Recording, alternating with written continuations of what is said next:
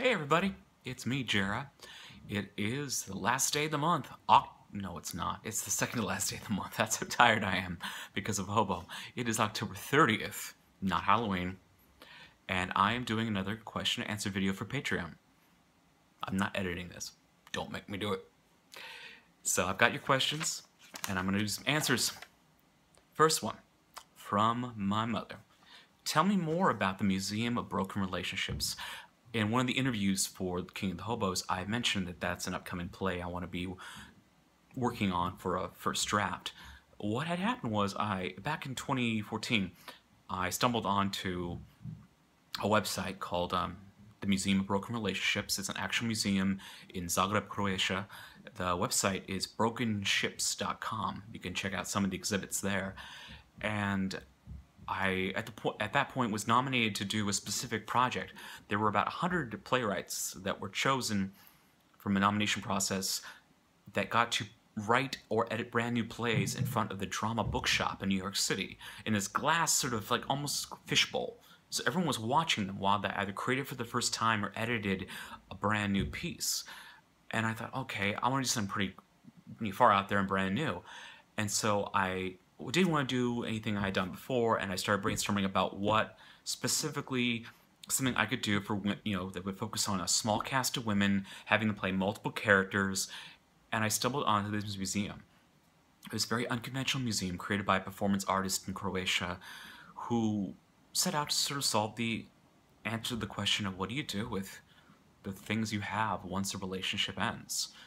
And the things they have in that exhibit are just ordinary and beautiful and sometimes a bit violent in their starkness. There's a wooden axe, there's furry handcuffs, there's lots of wedding dresses, obviously, cell phones, underwear, and there's little placards behind each of those that tell a little of the story behind the before and after that led to this artifact belonging in the museum.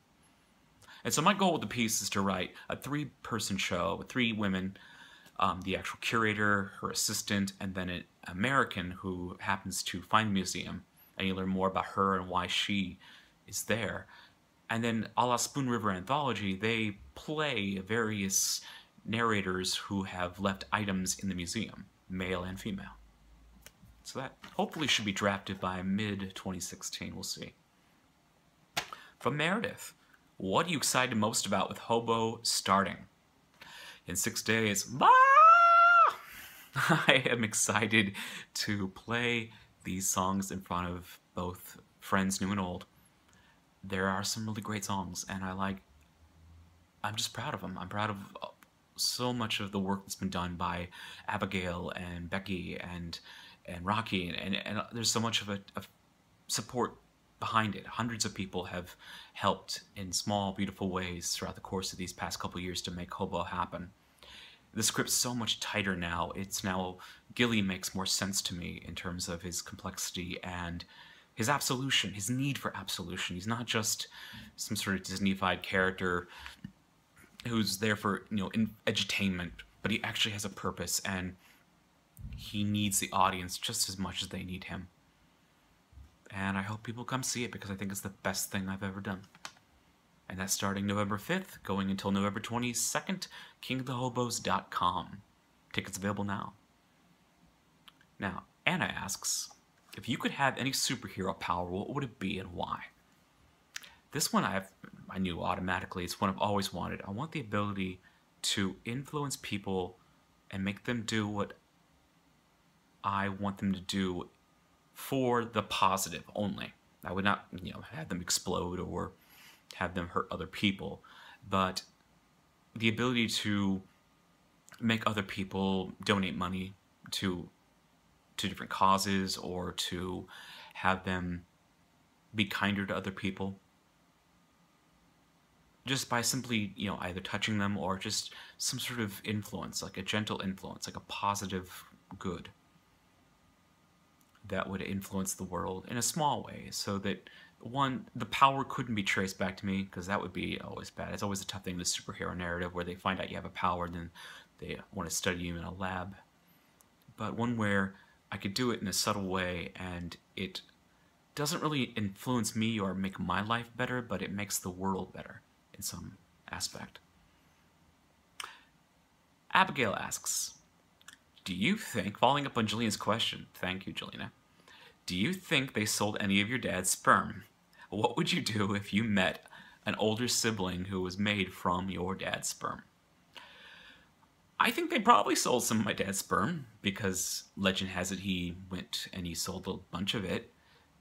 Do you think they made any kids out of it? Well, probably not, because it took about 7 years to have me, and without going into too many details there, I don't think the sperm would have been successful. But if an older version of me as a, older sister or brother came around, that'd be great. I mean, I've always wanted an older sibling. It'd be fun to learn from them and see what they've been up to and how they've been influenced by life. Questions for you for this November. What's the last book you read for fun and why? And what book do you want to read this month? Read something. I'll be honest, I haven't read anything for fun that's a book in probably 8 months. And that's terrible. I used to read 3 books a week. Anything. And nowadays I only read for research, or I read for, internet stuff, but that's the equivalent of, fast food for the eyes. But let's make a promise together to read something new that's a book. For fun. You and me. Number 2, what's your favorite scent and why? Alright guys, it's going to be a busy month, November. If you're in town, I'd love to see you at Hobo. Otherwise, thank you so much, and I will talk to you soon.